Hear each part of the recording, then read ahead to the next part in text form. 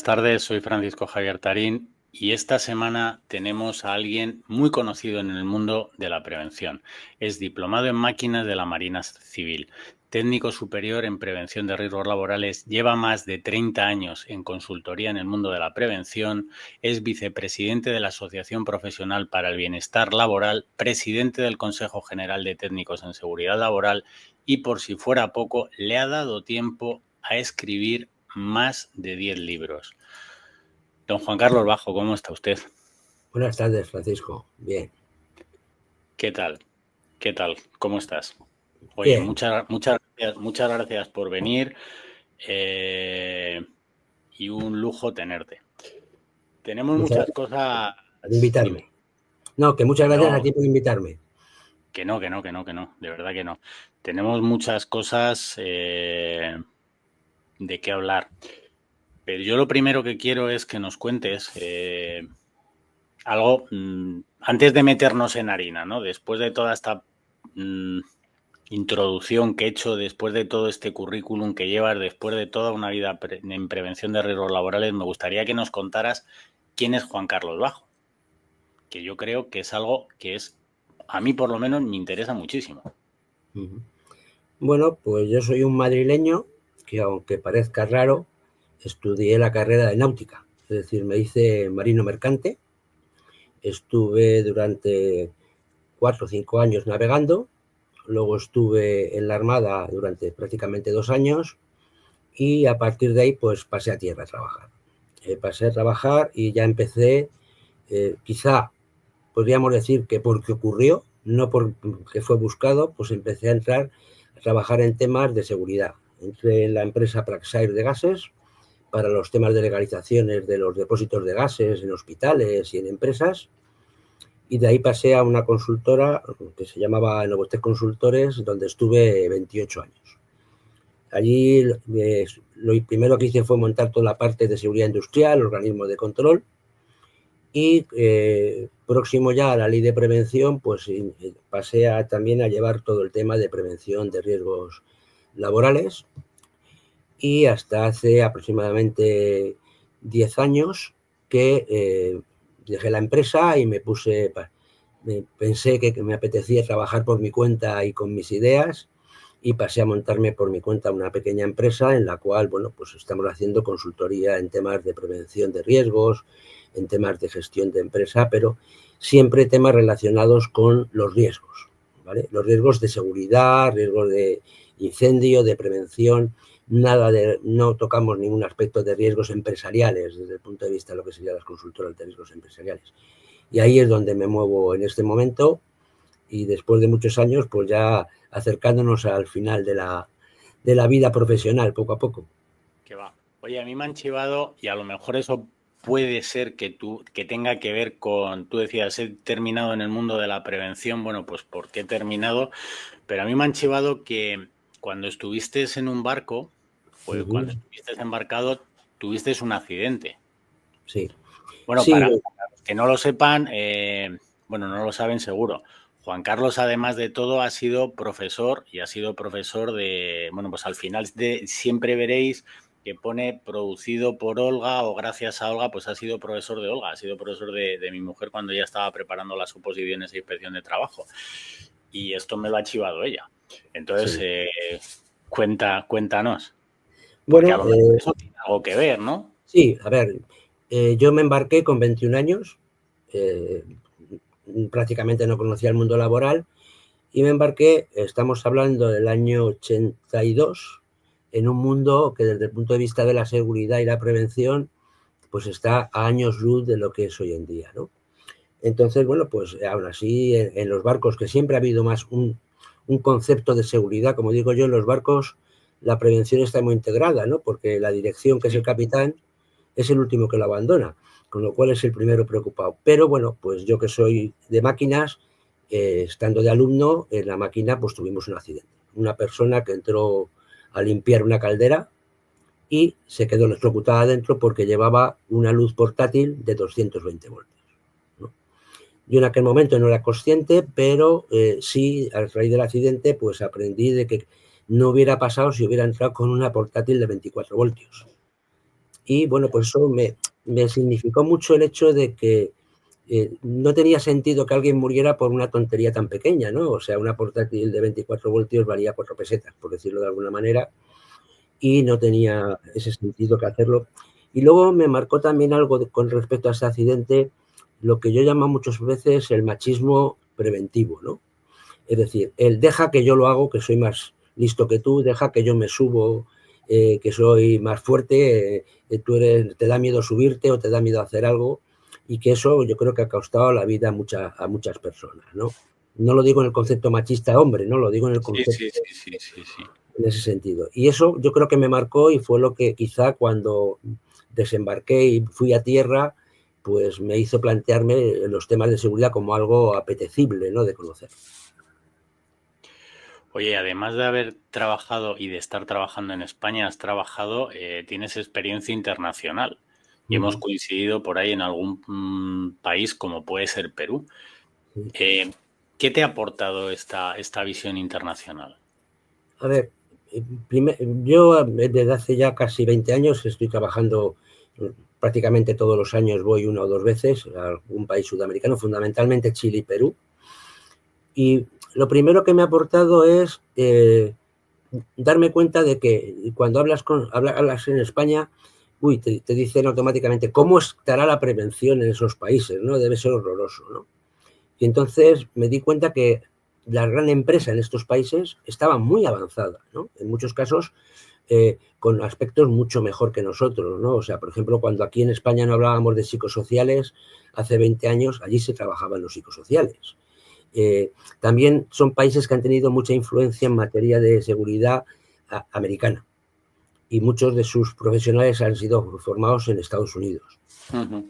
Y bueno, y también el hecho de que yo creo que darse cuenta de que en todos los países se hacen cosas bien, se hacen cosas mal, que también nosotros estamos también a veces pensando que lo hacemos peor que lo que hacemos, y otra visión, ¿no? O sea, cada cultura tiene una visión de la seguridad y conocer diferentes visiones de la seguridad, pues te enriquece continuamente. Yo, lo que comentas es cierto. Yo, bueno, pues me ha tocado estar en Chile, Perú, Colombia, Argentina, México. Y a mí, por ejemplo, me sorprendió muchísimo el estándar de seguridad que tienen en Chile y en Perú. Y me sorprendió mucho y un poco la explicación es lo que tú comentabas, ¿no? Vienen de otro mundo, de otra cultura, y es la cultura, por ejemplo, la cultura minera. Uh-huh. Entonces, el estándar es altísimo. Yo me acuerdo que uno de los compañeros que tenía, Tomás González, en Chile, me decía, dice, Javier, esto es el paraíso de los prevencionistas, en el sentido de recursos casi infinitos.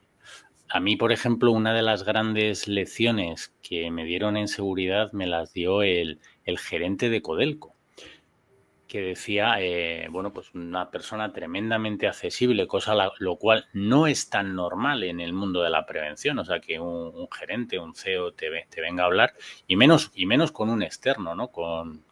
Nosotros éramos una contrata de Codelco. Y entonces él me contaba la teoría del no quiere, no sabe, no puede. O sea, entonces él nos contaba un accidente que tuvieron y que al final siempre es, no, es que el trabajador es tonto, el trabajador no quiere, el trabajador dice, no, no, es que este accidente lo ha tenido una colaboradora mía y no puedo decir no quiere, no sabe, no puede. O sea, aquí ha habido otra serie de cosas que era lo que estaban en juego y desde luego no era eso, ¿no? Claro, cuando desde arriba están tan involucrados, las cosas son más sencillas. Y luego hay otra cosa que no sé si te ha pasado a ti. Yo estos días lo he visto en LinkedIn, ¿no? Que es los programas de pausas activas. Allí se aplican mucho. Se aplican pues para problemas de espalda, hacen ejercicios de estiramiento. Y aquí llegamos me voy a coger a lo que has dicho antes, ¿no? A ese machismo de, sí, hombre, me voy a poner yo a estirar aquí, me voy a poner a hacer esto. Sí, a mí esto no me pasa. En ese sentido nos llevan mucha ventaja, ¿eh?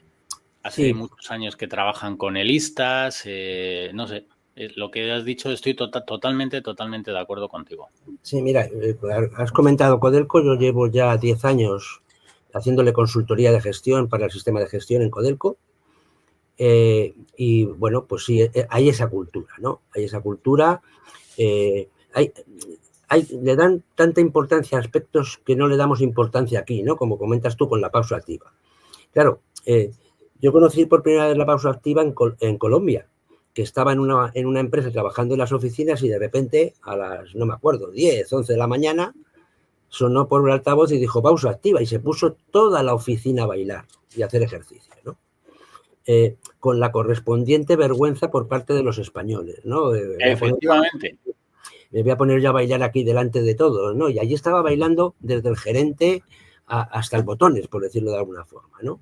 Entonces, bueno, pues parece una tontería, pero esos 10 minutos relaja la espalda, relaja, te libera el estrés de lo que estás haciendo y eso, a ver, yo lo he planteado aquí en España y la gente se ríe, Sí. ¿no? La gente se ríe, ni se lo plantean, o sea, no nos lo planteamos ni... ya de entrada el hecho de dar botes en la oficina, por así decirlo, delante de todos, ya lo eliminamos, ¿no? No nos llegamos ni a plantear si vale para algo o no vale para algo, ¿no? Entonces, bueno, pues esas cosas es lo que enriquece ir a otros países, ¿no? Que ves cosas que aquí no estás haciendo. Lo que pasa es que también hay otro aspecto cultural, ¿no? Con respecto a Chile y Colombia y los países americanos, una de las cosas que a mí sí me llamó la atención es la consideración que tienen los técnicos de prevención dentro de la empresa respecto a la que tenemos en España. Tanto en reconocimiento, cuando aquí estábamos prácticamente con el inicio de la ley de prevención, con los máster famosos iniciales que se hicieron, allí era carrera universitaria. Efectivamente, sí, señor. Sí, señor. Es decir, y nosotros aquí nos los planteábamos como que eso era algo, aunque ahora al final lo hemos hecho un grado, perdón, un máster, pero allí es un grado, el ser técnico de prevención, ¿no? Y eso pues permite que la gente salga formada y además permite que sea una carrera interesante para la gente. Porque luego, comparativamente, el nivel salarial de los técnicos de prevención en estos países es mucho más elevado que el nuestro, con respecto a los niveles salariales del país, ¿no? Entonces, sí es una carrera atractiva. Es una carrera interesante para que un chaval joven entre en la carrera y quiera desarrollar su vida profesional. Tiene un reconocimiento médico dentro de la empresa, ¿no? O sea, es decir, en Codelco los técnicos de prevención tienen llegada al gerente general. Por lo tanto, yo creo que eso también es un elemento que hay que tener en cuenta, ¿no? Si no hacemos atractivo a los técnicos el trabajar en prevención, pues no habrá técnicos en prevención, ¿no? Y también otra cosa que también me llamó la atención en su momento allí es el porcentaje de mujeres que había en prevención, comparativamente con el que había en aquel momento en España. Ahora ya hay muchas mujeres en prevención, un porcentaje, yo creo que casi el 50% en la gente joven, pero me llamó en aquel momento esa circunstancia, ¿no? Pues es cierto. Y yo antes hablaba concretamente, estaba buscando mis notas porque digo, no me creo que se me haya ido el nombre Rubén Alvarado, el CEO sí. CEO de Codelco. Sí, bueno, lo que pasa es que allí los CEOs de Codelco cambian rápidamente. Este lleva ya unos años. Yo, de todas maneras, con Rubén coincidí cuando él estaba en Metro de Chile. De Chile, sí. Y o sea, había estado en Codelco, fue a Metro y luego no sé si estaba en Andina o en qué división estaba, y ahora sí que está otra vez en Codelco. Oye, además de todo esto, además de haber viajado y demás, también y de dedicarte al mundo de la consultoría, has tocado otro palo profesional que nos une, que es el mundo de la auditoría. Bueno, tienes libros de calidad, de compliance, de la 31.000. Has estado, que yo te tenga fichado últimamente con IMQ. Sí. ¿Qué te ha aportado el mundo de la auditoría? A ver, la auditoría enriquece mucho. ¿Por qué? Porque tú vas a muchas empresas y ves muchas cosas. Y vas viendo lo que funciona, lo que no funciona, lo que en una empresa funciona y en otra no funciona, y te da una perspectiva mucho más amplia de que si estás de técnico de prevención en una empresa única. Porque al final sabes mucho de tu encaje, pero de tu actividad, pero no ves, en la auditoría puedes estar un día en una empresa de alimentación y al día siguiente en una de construcción. ¿no? Entonces eso te permite ver muchas cosas. Y también te permite ver que en muchas cosas hablamos a lo mejor a veces de la construcción como algo específico, el sector naval, y luego hay muchas cosas, el 80% es muy similar, ¿no? La actividad no, pero y la parte más similar es el tema cultural, ¿no? O sea, es decir, lo que hemos hablado siempre de si no hay cultura preventiva, me da igual que sea construcción como una oficina, ¿no? La diferencia es que en una oficina no te vas a matar, lógicamente, ¿no? Pero al final, lo que es el fondo de la prevención es el mismo. Variará el resguardo en un tipo de máquina o variará la forma de los andamios o la técnica preventiva, pero lo que es el fundamento de la prevención es igual en una empresa con otra, ¿no? Y entonces eso a mí sí me enriquece en el sentido de que veo de todo y eso pues te da ideas. Y de todo esto que has visto ahora mismo, y luego vamos a ir entrando en vamos a tratar de desgranar distintos apartados de tu vida profesional. Las empresas, viendo lo que estás viendo y viendo lo que has visto, ¿cuál es el mayor reto que tú crees que tienen en prevención ahora mismo? A ver, yo creo que el mayor reto que tienen en prevención es, lo que pasa es que lo ligaría con la ley de prevención, ¿no? Dedicarse menos al papel y más a la prevención. Sigue. Es decir, yo creo que hay mucha preocupación en muchos casos por el hecho de cumplir, tener los papeles ante una auditoría, ante una inspección, ante cuando pasa algo, ¿vale? Y a veces perdemos un poco la perspectiva de la realidad, ¿no? Y pongo un ejemplo. A veces nos preocupamos de que la evaluación de riesgos sea perfecta, pero perfecta desde un punto de vista legislativo, más que perfecta desde un punto de vista real, ¿no?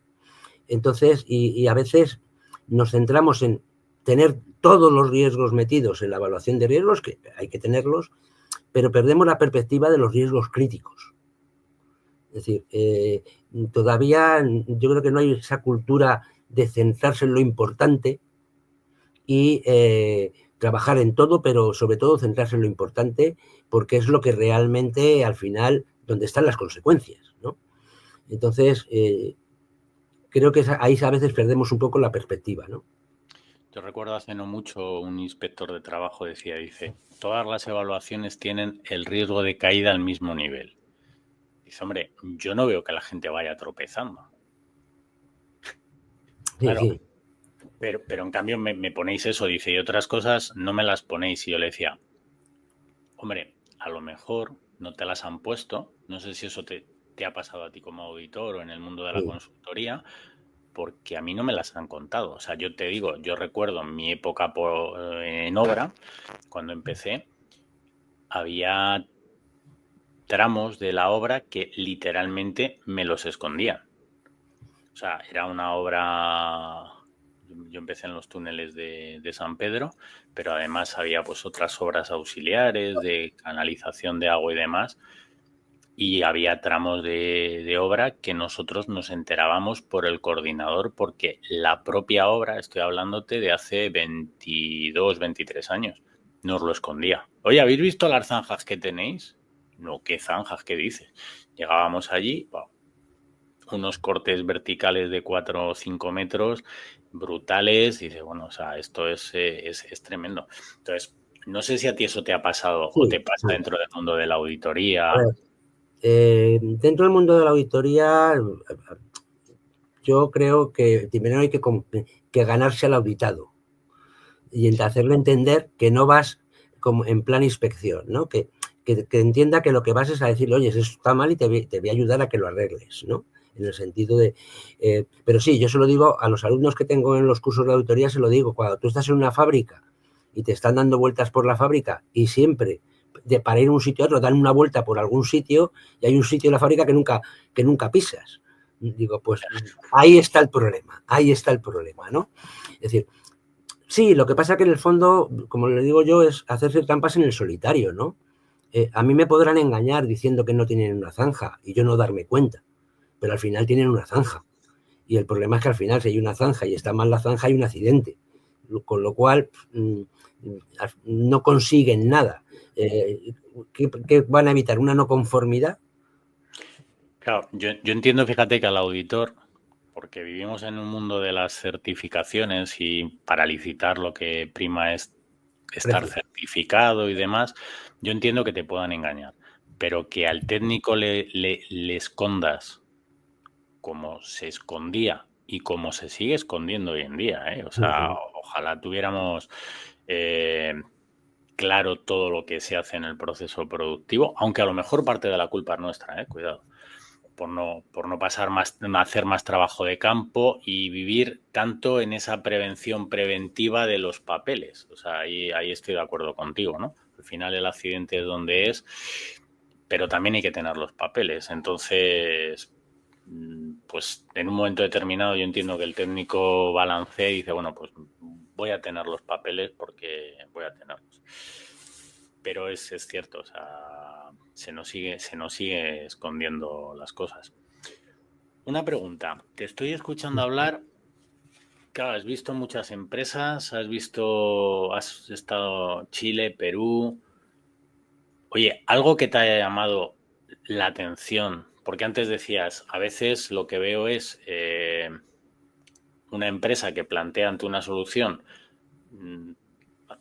y le funciona, y veo como otra plantea para el mismo problema otra solución y también le funciona, y he visto otras dos que ni una ni otra.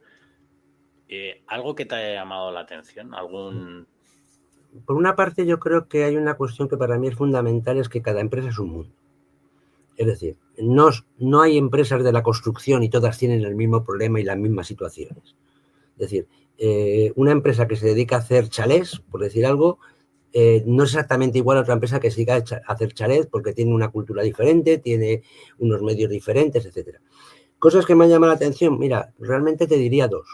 Una gran empresa en la que el gerente salía todos los días a dar una vuelta por la empresa. A ver, desde el punto de vista preventivo, ¿no? Y nunca veía nada mal, por así decir, más o menos, o casi nunca. Y cuando estuvimos allí trabajando con ellos, allí en esa empresa cada tipo de cargo llevaba un color de casco distinto. El gerente era amarillo, los mandos intermedios rojos y los trabajadores blancos. Solución, le quitamos el casco amarillo al jefe y se lo pusimos blanco. Empezó a ver cosas, porque ya no sabían que venía.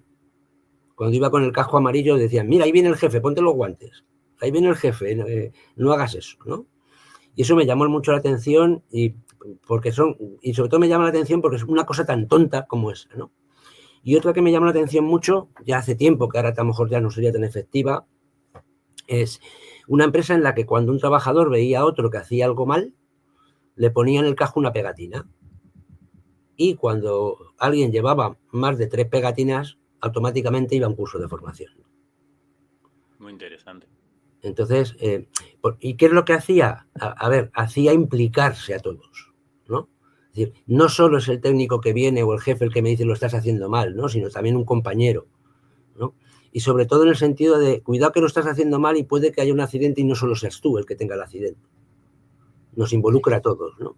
Y eso lo podía hacer cualquiera que le viera a alguien Cualquiera. haciendo algo mal, le podía poner La el gómez, pegatina. ¿no? Como Sí, la dicen. pegatina.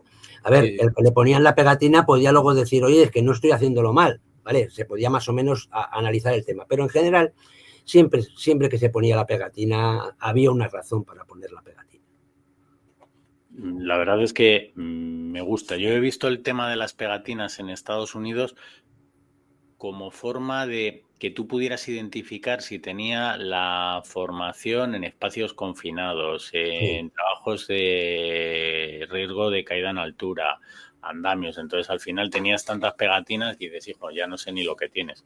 Pero esta que comentas no la había visto.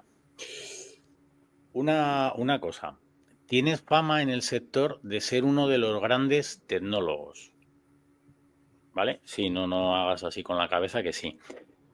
¿Cómo ves? Y ahora nos cuentas, ¿cómo ves la tecnología desde la que estás trabajando a la inteligencia artificial?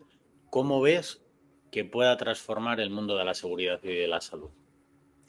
A ver, yo creo que realmente para mí la prevención tiene dos partes. Una, la componente humana y otra, la tecnológica. Desde el punto de vista tecnológico, y lo vemos hoy en día, las máquinas ya no son lo que eran. Es decir, atraparse con una máquina fabricada en estos últimos años es mucho más complicado, ¿no? Hemos avanzado tecnológicamente mucho en equipos de protección individual, ¿no? En temas de sistemas de medición, etcétera. Pero yo creo que todavía nos falta avanzar en la tecnología utilizada directamente para hacer la prevención. Es decir, elementos de detección, elementos, pues exoesqueletos, drones, es decir, tecnología que sea útil para el técnico. Aparte de la tecnología que pueda reducir los riesgos, la tecnología útil para el técnico, ¿no? Desde el punto de vista de inteligencia artificial, yo no soy un experto en inteligencia artificial, pero reconozco que yo la utilizo todos los días, sí, o prácticamente todos los días. A mí me ayuda mucho a hacer cálculos, a hacer investigaciones y a hacer muchas cosas, ¿no? Sin ser un experto, si supiera más todavía mucho mejor. Otra tecnología por la que yo he apostado ha sido los drones. Sí, es lo que te iba a preguntar. A lo mejor de inteligencia artificial, digo, me vas a decir que no eres un experto, pero de drones sí. Cuéntanos. A ver, los drones yo lo conocí en su momento. Yo estuve llevando la seguridad, vamos, la prevención de riesgos laborales de la serie Cuéntame. Y hace como 12 años, un día, pues, a mí me mandaban con una semana antes lo que se iba a grabar. Entonces yo analizaba y decía, pues las medidas de seguridad que hay que poner en este rodaje es esto, esto y esto, ¿no? Y un día me llegó para un rodaje y decía, va a volar un dron. Y a mí en aquel momento dije, ¿y eso qué es, no? Y tuve que preguntar. Y lo vi. Vi al dron volar. Perdona, Juan Carlos, ¿de qué año estamos hablando? Pues estamos hablando de hace aproximadamente 8 años o así. 8 años, 9, sí. Por ahí. Y vi el dron. Y entonces vi que valía para hacer cosas a las que antes tenía que hacer una persona, un cámara colgado desde el alto, no sé. Y dije, oye, esto nos puede ayudar desde el punto de vista de la seguridad a eliminar determinadas actividades con riesgo, ¿no? En aquel momento no había ni el avance tecnológico, ni legislativo, ni de conocimiento que hay ahora. Y bueno, pues empezamos a trabajar en ese tema, ¿no? Y entonces hemos visto que hay varios aspectos importantes. Por ejemplo, reducción de trabajos en altura. Ya no me tengo que colgar para ver un molino eólico si tiene grietas o no. Ya no me tengo que colgar para ver una fachada. Ya estamos limpiando las fachadas con drones. Los cristales, sin que haya nadie colgado, ¿no? Los estamos utilizando para hacer inspecciones en espacios confinados, en los cuales no hay que entrar, entra el dron. Es decir, podemos utilizarlo para muchos aspectos en los cuales eliminamos el estar en el riesgo y por lo tanto, automáticamente. Y con una ventaja para mí que yo siempre he dicho que prevención y economía tiene que ir de la mano, ¿no? Es una tecnología barata. Es decir, podemos inspeccionar una fachada con un dron que vale 1.000 euros. Con lo cual, para pilotar, para manejar estos drones, ¿qué se necesita? Bueno, pues hay que sacarse una titulación en la Agencia Española de Seguridad Aérea, pero que tampoco es compleja. Y no es compleja porque manejar un dron no es complejo. O sea, bueno, es como... Yo sí pensaba que era francamente difícil, ¿eh? No. A ver, de hecho, pensaba que era casi para niños, ¿no? Que son los que tienen esta pericia con la PlayStation. Sí, un niño... A ver, manejar un dron es como manejar la PlayStation. Y lo maneja más fácilmente un sobrino de 17 años que yo, ¿de acuerdo? Pero no tiene una excesiva dificultad. A ver, hay como todo. Hay verdaderos artistas del manejo del dron y verdaderos torpes, ¿no? Pero que eso ocurre con conducir y ocurre con cualquier tipo de actividad, ¿no? Pero la formación no tiene un coste. O sea, de sacarse la titulación de piloto de drones puede estar del orden de 400 euros. Y con un dron de 1.000 euros mañana puede estar un arquitecto inspeccionando fachadas. Y no tiene que poner un andamio para ver cómo está la cornisa. Con lo cual, vale mucho más caro el montar un andamio, de cortar la calle, pedir permiso al ayuntamiento para inspeccionar esa cornisa que llegar y subir un dron, ¿vale? Bueno, habrá que pedir algún permiso, etcétera, pero bueno, con lo cual la economía es muy importante, ¿no? Porque en los años que yo llevo en prevención, siempre que llegabas a la empresa y decías, vamos a hacer esto para mejorar la prevención, te decían, sí, pero ¿cuánto cuesta? Te lo siguen diciendo. Y te dices, bueno, sí, te lo siguen. Ahora, con el dron, tú llegas y dices, vamos a mejorar esto para evitar un riesgo y además te vas a ahorrar dinero. Como digo yo, ese es el ideal del técnico de prevención. Hacer prevención diciendo que ahorra dinero a la empresa, ¿no? Y por lo tanto, ahí le veo yo ese futuro. A ver, en España el tema de drones ha pegado un crecimiento desorbitante. Tenemos Vosotros ahora estáis trabajando ahora mismo en esa línea, ¿no? Sí, sí, estamos trabajando. A ver, nosotros somos más asesores de gestión, formación, etcétera, que de volar realmente. Hay un sector que además a mí me ha dejado muy sorprendido, que es el agrícola. El agrícola está plagado de drones. Y te encuentras a señores agricultores con 60 años manejando un dron, porque fumigan su terreno y tienen muchos menos riesgos de esparcimiento del fitosanitario, tienen drones que les dicen dónde y qué árbol hay que regar de toda la plantación, dónde hay un problema con una hierba, etcétera. Y ya digo, me sorprendió mucho porque pensé que era un sector tecnológicamente difícil de penetrar, ¿no? Y sin embargo, ahora mismo, si miramos en las autorizaciones que hay en esa para manejo de drones, el 80% son drones agrícolas. De gente, la mayoría de más de 50 años. Con lo cual... Me estás dejando alucinado. Sí, Porque sí. yo, por ejemplo, yo me estaba empezando a encontrar dentro de ese mundo de los incapaces, ¿no? De, es un mundo que mi hijo siempre está de quiero un dron y tal. ¿Qué es un dron?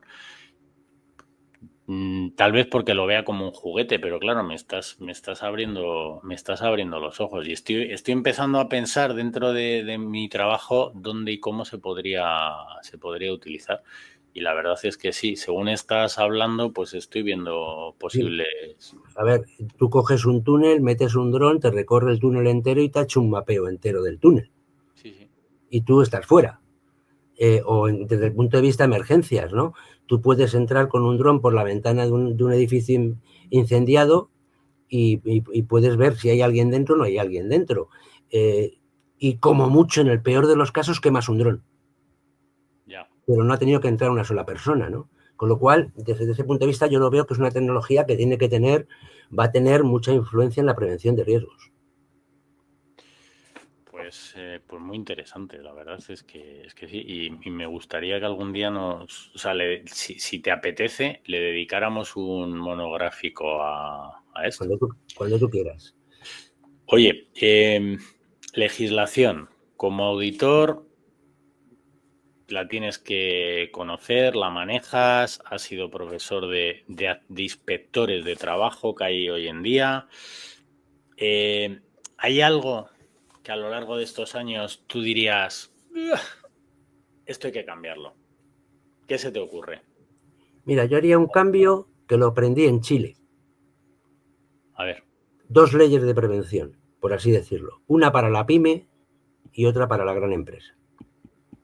O una ley en la que diferenciemos la pyme y la gran empresa. Yo creo que hemos diseñado una ley de prevención para la gran empresa, pero no para la pyme. A mí me llama mucho la atención que una farmacia tenga que tener una política de prevención. una farmacia no una farmacéutica, sino una No, no, una farmacia. farmacia. Una farmacia, una tienda, un bar, tenga que tener una política de prevención que al final se le acaba haciendo el servicio de prevención ajeno y se queda en una carpeta.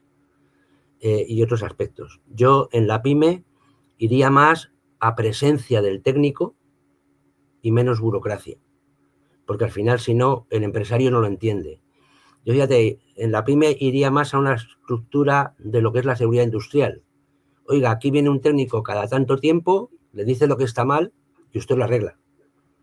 Más que evaluaciones de riesgos, planificaciones preventivas, etcétera, que creo que en mi opinión no le aportan mucho a la pyme. ¿Cuántas veces mira la evaluación de riesgo? Bueno, ¿cuántas veces se mira muchas veces en la gran empresa? ¿Cuántas veces ha abierto la carpeta con la evaluación de riesgo un empresario de una empresa de 5 trabajadores? Entre una y ninguna. Entre una y ninguna. Claro. Pues yo creo que va a estar complicado esto de menos papeles, ¿eh? Ya, la última vez que se modificó la ley, que se dijo que era para limitarla, para reducir la burocracia, todavía salió con más burocracia. Por eso. Y lo que se está viendo y lo que se está modificando, pues no sé yo. De verdad que no lo sé. Bueno, a ver, que hay un tema que me interesa sobremanera. Consejo General de Profesionales de Seguridad y Salud en el Trabajo. Usted es el presidente. Cuéntanos, para todos los que trabajamos en prevención, ¿qué es esto? Este Consejo General, ¿qué es? ¿Cómo puedo acceder yo a él? ¿Qué me aporta? ¿Qué hacéis? Cuéntanos. El Consejo es una asociación de asociaciones. Es decir, el Consejo está formado por asociaciones, no por personas. Es decir, están las asociaciones, la mayoría de ellas autonómicas o regionales, que forman las 21 asociaciones que estamos, pues la Asociación Cántabra, la Asociación de Murcia, etcétera. Entonces, realmente el técnico se asocia o entra en el Consejo a través de una asociación. Es decir, si yo vivo en Murcia, me asocio a la Asociación Murciana y de ahí derivo, como mi asociación está en el Consejo, estaría dentro del paraguas del Consejo. El Consejo, no nos vamos a engañar, le cuesta hacer cosas. Le cuesta hacer cosas porque en este país hacer cosas asociativamente es muy complicado, ¿no? ¿Cuáles son nuestros objetivos? O por lo menos los objetivos desde que yo estoy de presidente. Para mí hay un objetivo, o dos, lo podemos dividir en dos básicos. Uno, el reconocimiento de la profesión. Es decir, y pongo un ejemplo que yo siempre lo utilizo, es, durante la pandemia se hablaba de las personas que salvaban la vida, médicos, enfermeros, y todo, personal sanitario, etcétera, y es verdad, pero nunca se nos tiene en cuenta a los técnicos de prevención como personas que salvamos vidas. Es decir, si no estuviéramos los técnicos de prevención, habría más accidentes de trabajo. Luego también estamos salvando vidas. Y sin embargo, no hay ese reconocimiento social de la labor que nosotros estamos haciendo. Y eso me parece que es un elemento fundamental. Enlazando con lo que comentaba antes. ¿Por qué? Porque también hay que hacer atractiva esta profesión. Es decir, yo siempre, primero era marino, luego consultor en prevención, etcétera, y yo decía, alguna vez me gustaría tener un trabajo que sea fácil de explicárselo a mi padre. Es decir, pues explicar... No complicado, ¿eh? Claro, explicar lo que hace un técnico de prevención a alguien que no sabe de prevención, a una persona común de la calle, por así decirlo, es complicadísimo. Es complicado. Entonces, eso es un objetivo básico para mí del Consejo, ¿no? El reconocimiento de la profesión. Y para eso también creo que hay que trabajar en el enriquecimiento profesional a través de formación, a través de conocimiento, ¿vale? Es decir, por ejemplo, estamos trabajando ahora en poder hacer que los técnicos de prevención puedan acceder a normas SUNE sin tener que gastarse 100 y pico euros en cada una de las normas. El que puedan crear una biblioteca de conocimiento, crear un grupo de trabajo de expertos, de reconocidos expertos, que además sean personas que ya no estén en activo, para que no haya ningún tipo de conflicto entre la parte profesional y la parte conocimiento. Queremos trabajar y estamos trabajando en un censo de técnicos de prevención. No sabemos los técnicos de prevención que hay en este país, ni a qué se dedican. No sabemos cuántos están en un servicio de prevención ajeno, cuántos están en uno propio, cuántos están haciendo consultoría. No sabemos cuántos son hombres y cuántos son mujeres. ¿Por qué? Porque el conocer cómo se compone el sector también nos va a decir qué necesidades tiene el sector. Estamos trabajando en la certificación de los técnicos de prevención, de forma que podamos, cuando una empresa busque un técnico de prevención, sepa cuáles son sus especialidades. Al final, no podemos ser todos generalistas, ¿no? Habrá que haber expertos en higiene, en psicosociales, en ergonomía, y entonces trabajar en que haya una especialización, ya no una especialización desde el punto de vista, tengo la especialidad de ergonomía, no.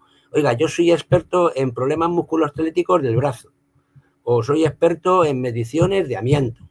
A lo mejor de higiene sé, pero no sé tanto de otras cosas, ¿no? Y esa es un poco la labor de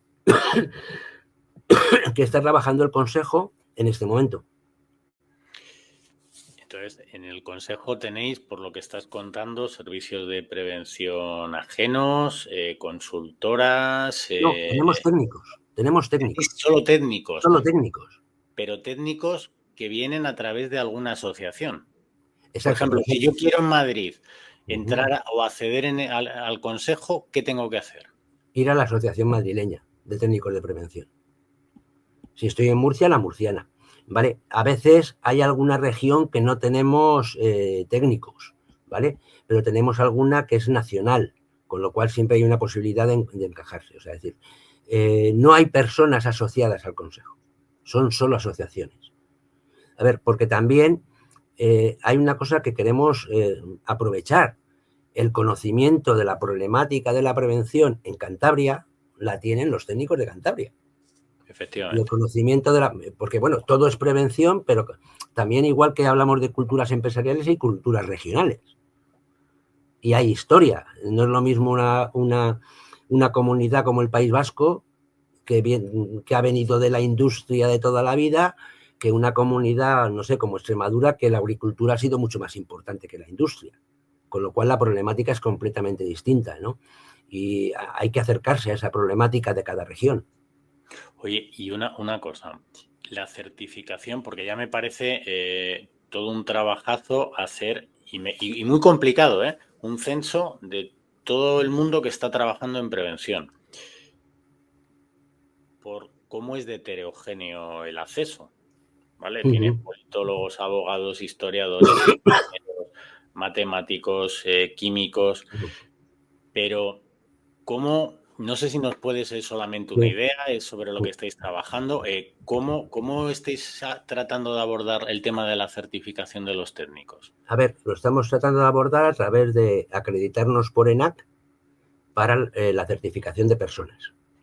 ¿Vale? Ajá. Entonces, el esquema es que se va a definir para los criterios que dan reconocimiento a una determinada capacidad de, oiga, este técnico tiene una especialización porque sabe de higiene, sabe de amianto, etcétera. Es decir, poner en valor su conocimiento, de forma que ya no sea él el que diga, oiga, yo sé mucho de amianto, yo sé mucho de ergonomía, sino que pueda estar certificado en esas competencias que tengan. Entonces estamos trabajando y se están definiendo las competencias para cada uno de los tipos de técnico de prevención.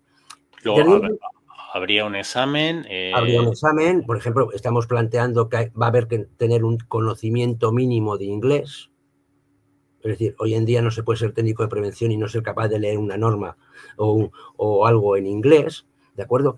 Entonces eso es lo que se está definiendo bajo el paraguas de NAC, que nos está auditando, ¿vale? De forma que, y sobre todo, buscamos esa certificación y no para nosotros. Yo ya no necesito que nadie me certifique, ni tú, después de tantos años, para que se sepa lo que sabemos o no sabemos hacer. Sobre todo para yo creo que no apruebo, ¿eh? No, yo tampoco. No, pero que me refiero que lo que queremos es dar valor a la gente que viene nueva. Yo creo que hay una gran brecha entre los técnicos de prevención, que son los de nuestras edades, que vivimos otro tipo de prevención, que teníamos otro tipo de relaciones entre nosotros, que yo cuando estaba trabajando llamaba y decía, uy, no sé cómo hacer esto, y llamaba al señor de Repsol o al señor de una empresa que lo conocía, técnico de prevención, y le decía, oye, ¿tú cómo has hecho esto? Y nos echábamos una mano, ¿no?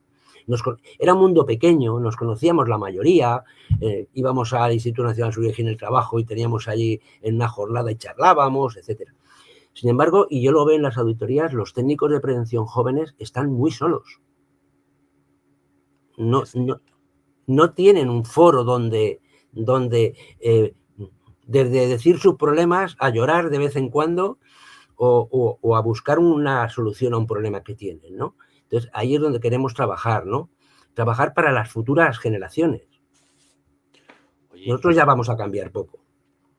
Sí, es cierto. Y ¿Notas o pensáis que va a haber rechazo entre los propios técnicos? Porque yo, según lo estás contando, o sea, me parece interesantísimo, me parece esto decir, con perdón, coño, ¿cómo es que todavía no tenemos esto? Es cierto. Pero fíjate, se me vienen a la cabeza así una docena de compañeros que a lo mejor esto no les va a molar. Pero esas docenas de compañeros son de nuestras generaciones o de las nuevas. Pues yo creo que hay un poco de todo, ¿eh? A ver, Posiblemente de los nuevos. pero esto es, Porque a ver, la idea es una certificación voluntaria, ¿vale? Desde un punto de vista económico que sea barata, por así decirlo, aunque se tenga muy poco coste, porque nacemos de una organización que no somos una empresa con un ánimo de lucro. Y bueno, pues es como el que sabe inglés y además quiere examinarse del FIRST o sabe inglés. sí, Es una sí. opción voluntaria, ¿vale? Entonces, yo creo que habrá gente que dirá, no, oiga, yo ya soy técnico de prevención, no me venga usted ahora a decir que me tengo que examinar o que tengo que validar mi competencia, que yo vivo muy bien como estoy. Ese Bien, rechazo es el que... pero también pensamos que habrá otro conjunto de gente que dirá, oye, si a mí me interesa poder demostrar cuando voy a hacer una entrevista que no solo digo yo que soy muy listo, sino que alguien me ha evaluado y me ha dicho que tengo estas competencias, ¿no? No, Y esa es un incluso, poco la idea. de cara a empresas de auditoría, empresas de servicios de prevención ajeno, poder decir, no, es que todos nuestros profesionales no solamente han hecho el máster, sino que además están certificados, porque, por ejemplo, hoy en día, bueno, pues yo empecé en el mundo de la auditoría y realmente no te pedían para trabajar en una auditora, no te pedían ni tan siquiera tener el máster de prevención. O sea, la propia empresa era la que te iba formando hasta que llegaba un momento en que te soltaba. Desconozco si eso es así ahora o ya te piden, no, tienes que tener el máster, pero en principio... Sí, no, ahora te piden el máster, pero a ver, también hay que tener en cuenta que esto no lo estamos inventando, esto está en muchos países de Europa. Sí. No somos los primeros, o sea, no somos los creadores de la idea, ¿no? Entonces, ha funcionado en otros países, se ha tenido en cuenta, también esto va a implicar el que haya un reciclaje, la gente tenga que reciclarse cada cierto tiempo para seguir manteniendo su certificación. Y, a ver, como todas las ideas, podrá funcionar o no. Nosotros hemos apostado por ella y creemos que es interesante. Porque, Juan Carlos, cuando salieron los másteres de Bolonia, cuando se produce esa transferencia del Ministerio de Trabajo a universidades, se decía que el que hiciera el máster podía trabajar en cualquier parte de Europa. Yo eso no lo tengo tan claro, ¿eh? No sé si Yo, es así. yo creo que no, porque una cosa es un grado con reconocimiento a nivel europeo y otra cosa es un máster. Entonces, yo creo que no. A ver, pero también, yo cómo salgo a Europa a trabajar? Si a lo mejor no tengo un conocimiento de idiomas, ni tengo un conocimiento de muchas cosas que en Europa es lo que demandan, ¿no? Entonces, creo que no es el problema el no poder salir a Europa, ¿no? En ese sentido, pero sí tenemos que pensar en Europa. Es decir, tenemos que pensar en un espacio único en el que, igual que están yéndose muchos médicos y enfermeras, también nos podamos ir los técnicos de prevención. Pero ahora mismo no nos van a reconocer la titulación prácticamente en ningún país. Efectivamente, ese es el miedo, yo creo que hay, eso es lo que yo veo, que no se nos ha vendido el máster como la panacea, pero tampoco es la panacea. Yo en algún momento lo he comentado, yo ojalá tuviéramos nosotros un grado. Y creo que ahí, para tener un grado, o por lo menos el máster, incluso ampliarlo a 2 años, ¿no? Porque yo creo que sí que es una formación, a mí se me queda corta. Para todo lo que hay que saber, o sea, creo que... Sí, a mí, Y lo que hay que saber y lo que luego nos preguntan, que parecemos el oráculo de Delfos, ¿eh? Oye, y esto dices, chicos, si te has metido 6 años de caminos o de industriales y me estás preguntando ahora a mí esto, ¿cómo se hace una prueba de carga y qué medidas? Tú sabes, si explota, ¿tú qué crees que va a pasar? Y me lo claro. preguntas a mí. A ver, y estamos en una situación en la que un FP que se saca el título de nivel superior, lo que sería el intermedio, hace 2.000 horas de presencial con prácticas y el superior, el nivel superior, hace 400 horas en online. Sí, Ahí para mí ahí algo falla. algo falla. Y Algo falla. además, yo, ese nivel intermedio antiguo que hoy es el técnico superior, Superior. ¿no? Para mí saben mucho más. Yo, a lo mejor a esto ya el que lo escuche no está de acuerdo, pero para mí es una gente con una preparación, creo que es superior a la que se sale con el máster de prevención. Sí. Y luego yo creo, a ver, aquí tenemos la pirámide invertida. Saben hacer temas de higiene y saben hacer estudios ergonómicos, que en los másteres hoy en día, a ver quién es el que sale de un máster sabiendo medir, ¿eh? A ver, los técnicos de superiores estos han tocado equipos. De un máster nadie toca un equipo, más allá de verlo en una diapositiva, en una pantalla. Entonces, creo que además tenemos una pirámide invertida. No puede ser que tengamos el 80%, el 90% de los técnicos en las empresas superiores y muy poquitos técnicos de nivel intermedio, por llamarlo de la tecnología clásica. Porque además, un chaval que estudia su FP y sale de técnico superior, tiene una buena carrera profesional. Un ingeniero que hace ingeniería y estudia un máster se limita la carrera profesional. Con lo cual, a nivel salarial va a estar más contento, va a tener más interés y con lo cual a futuro va a ser un mejor profesional en muchos casos. Sí, porque además, si solamente un ingeniero que se meta al mundo de la prevención, desde luego ya os podemos decir que no os vais a hacer ricos, ¿eh? No, no. A los que nos Yo estéis siempre he dicho escuchando. que un ingeniero que entra en prevención entra en vía muerta. Sí. No conozco a ningún ingeniero que le hayan cambiado de técnico de prevención a responsable de no sé qué dentro de su empresa. Sí, es cierto. Oye, ¿y en el consejo os dejan opinar sobre la modificación o os piden al consejo como expertos, os piden, oye, pues No, mira, vamos a cambiar la ley, vamos a hacer esto, vamos a hacer esta norma? ¿Os pregunta a alguien? no, Nadie. nadie. Pues qué pena, ¿no?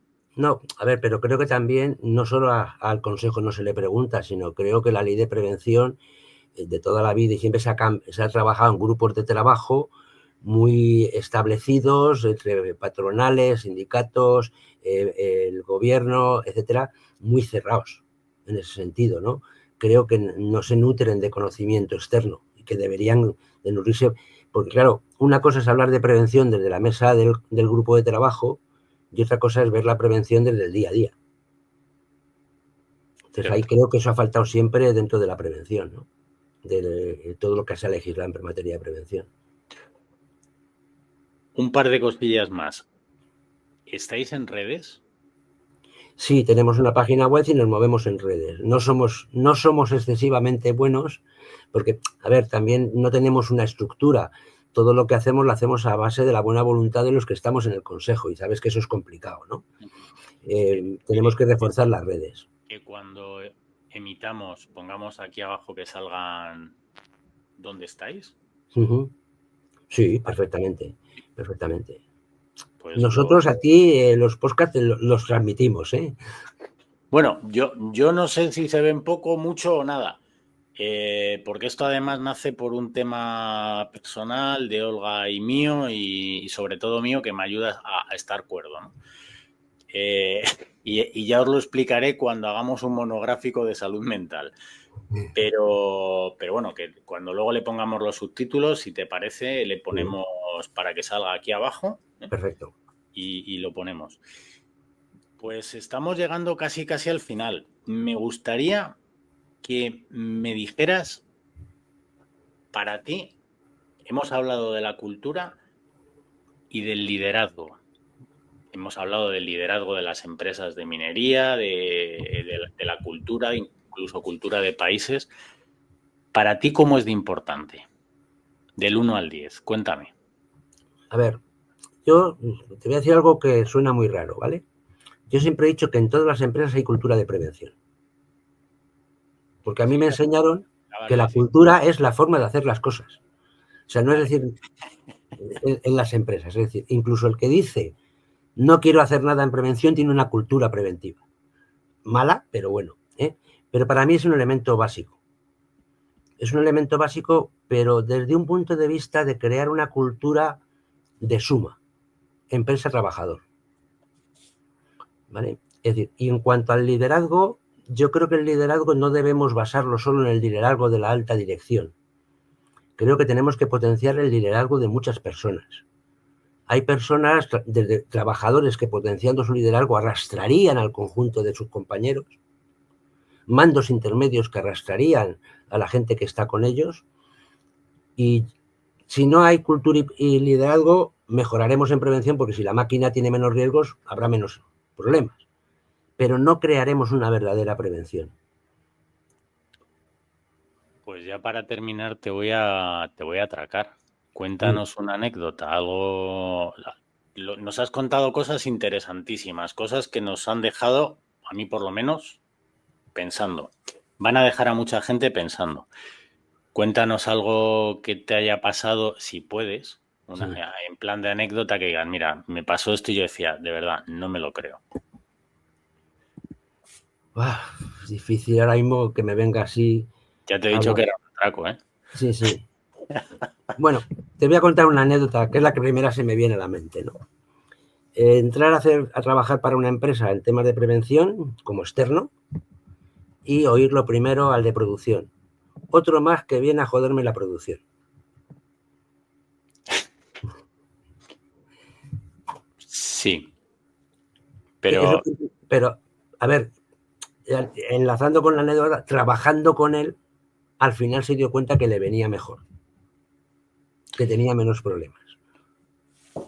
Pero de entrada, esa es la visión que yo creo que hay en muchos casos de la prevención, ¿no?